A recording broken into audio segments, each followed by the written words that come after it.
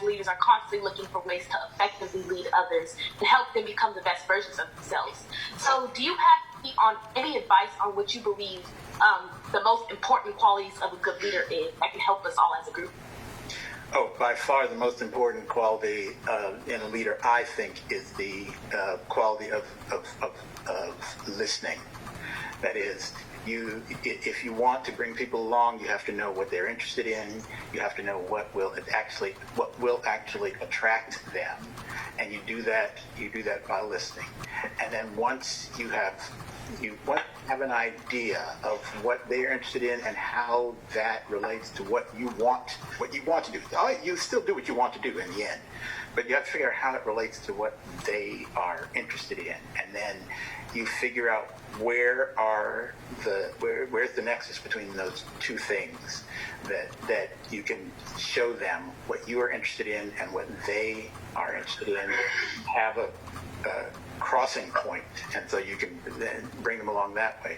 So to me, that, like as I say, the programming we do at Symphony that seems to be so all over the road, and it's really just about trying to reflect back on the community that we see. As a follow-up question to that is how can we as leaders become better listeners, to our communities, to our families, in our schools? How can we become better listeners? I think the best thing you can do is to try, and you can't do this completely, but to try to go into every encounter, every exchange with no preconceived notions about what answers you're going to get or what answers you even want, so that it's as wide open as possible, and so that people will tell you what it is they really think. If you can go in and really have no preconceived notions about what the answer is going to be, you come out with much better information and a much better idea about how to make the next step. I know as a conductor, and probably as teaching conducting as well, you have to, you have like a technical goal of trying to get the best music and the best conductors, and you have to balance that with like leading a group of people and having a really relationship with those people. I know one thing that we struggle with a lot is trying to balance that relationship and with the goals that we have and the outcomes. So how do you balance and go about keeping that balance? If you can have you have to first of all, you need to be open to yourself about who you actually are. What are your strengths? What are your weaknesses?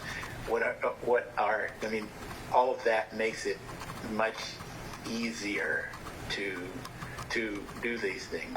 I'll again use a conducting analogy, that conductors are either very gifted in rhythm or very gifted in line, that is, making longer lines out of music. And what I tell my conducting students is, if you're gifted in line, focus entirely on rhythm. If you're gifted in rhythm, focus on line. Because a lot of times people they have this thing that they're good at, and they wind up polishing that apple all the time, instead of figuring out what is a weakness that I can actually work on to fix. Yes, I have this thing that I'm good at, and I can pull that out anytime. But in terms of working on myself and making progress, what's the thing that I need to work on that's sort of the opposite of what I'm good at?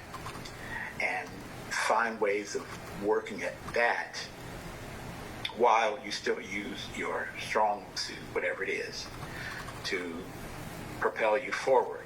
I mean, if you're always working on whatever you think your weakness is, you're going to get better and better at everything.